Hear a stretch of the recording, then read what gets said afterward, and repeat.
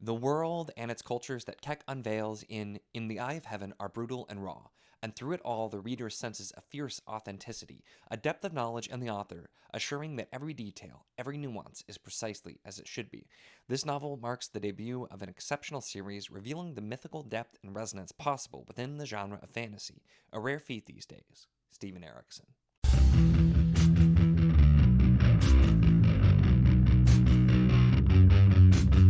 Hello and welcome to my channel. In this video, we're going to be doing a series spotlight for the Tales of Durand series, and I'm going to talk to you about it. This is, I will note, actually, this is coming out in March, but doing a buddy read with this series that's starting here in March. Going to be doing the first book.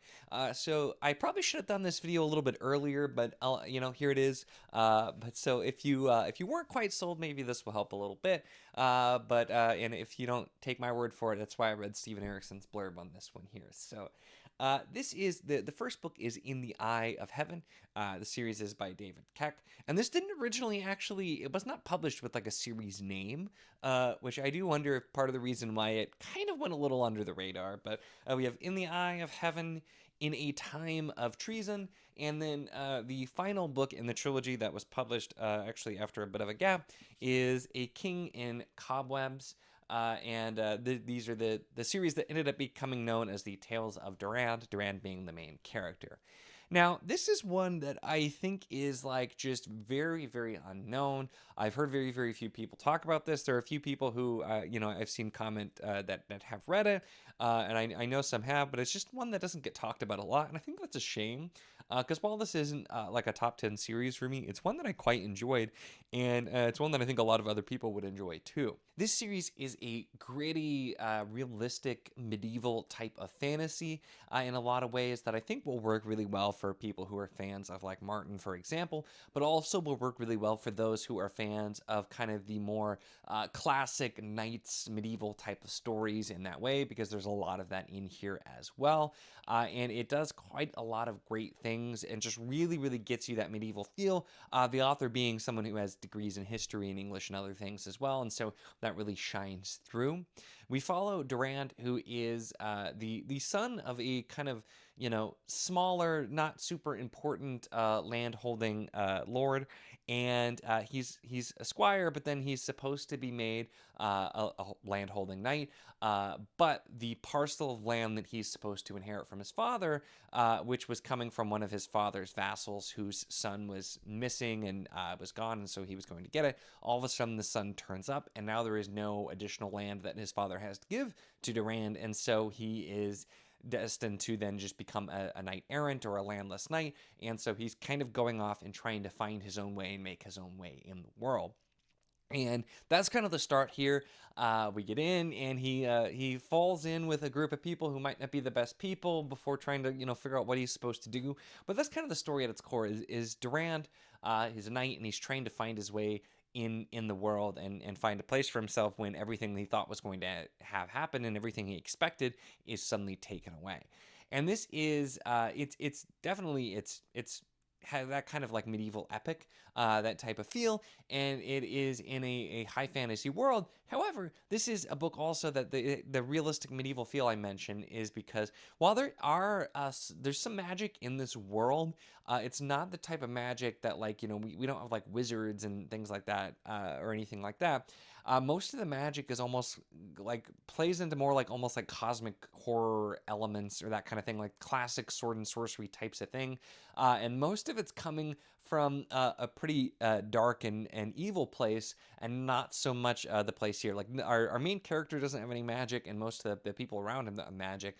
We have knights, we have tournaments, we've fighting with swords, but there are lots of mystical things about the world, and so it's that kind of that feel of the knight going through. It's our character going through, has no magic of his own, but is getting wrapped up in all of these big events in the world, and he might just be required to potentially maybe save it, even though he is just really an ordinary man. And so that kind of feel as well, I think, works really, really well in this series also.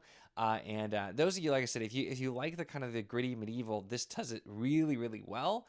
and that kind of the classic cosmic horror, the classic, stories of knights and those types of things is handled here really well also. Now, I will say this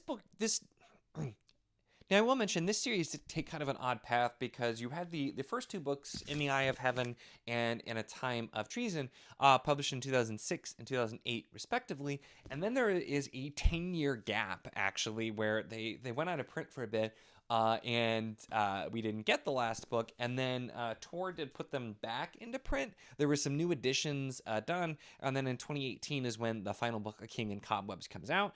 So this book does have a 10-year gap in it as well, which I feel like kind of fits. I don't know if that was the original plan, but it works out well with the story. But so that's where I think part of why the series isn't known as well is because, it's been out, the first two books came out quite a while ago, and then when you have a final book and a trilogy come out that much later, sometimes that can kind of take away. People might not have started it, but I definitely think it's one to check out.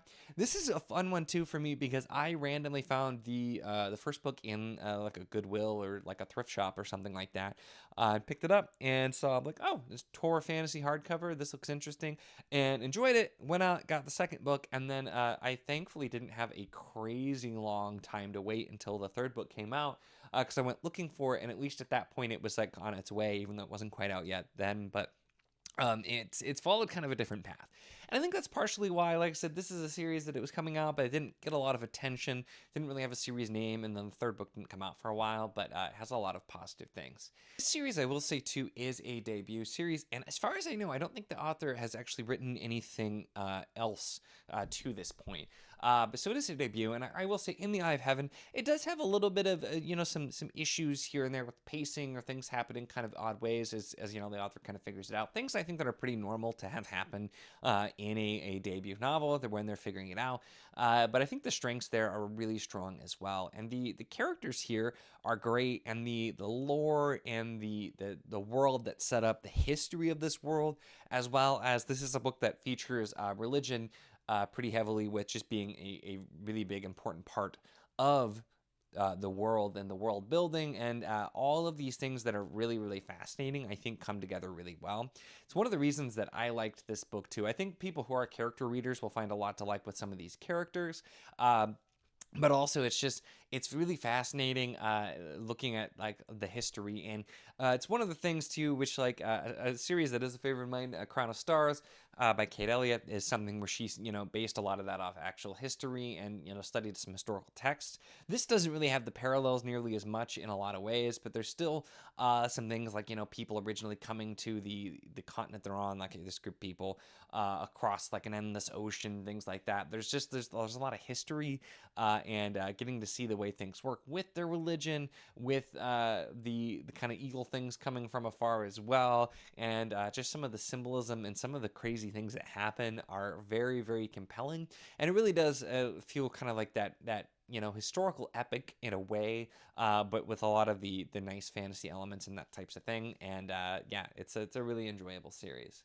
I was gonna actually read the blurb of the book, but the blurb has like a lot of big spoilers for the first book. So that's kind of where I'm trying to not do that, because I tend to like to go in at least a little bit blind, but this has a lot of spoilers. So don't read the blurb if you're potentially, if you don't want to know, but it mentions a lot of those things. So I always think it's funny, just as an aside, when you have blurbs that really, really spoil the book, and I'm just like, and it's like, I don't think it's going to ruin the experience, but I don't know why sometimes you have that with publishers do that with blurbs. But yeah, it's just this is kind of a unique voice. It has a lot of that feel of the history. The magic, like I said, is more so like there's the religion, which there's some elements of it to the religion, with there being actual power there.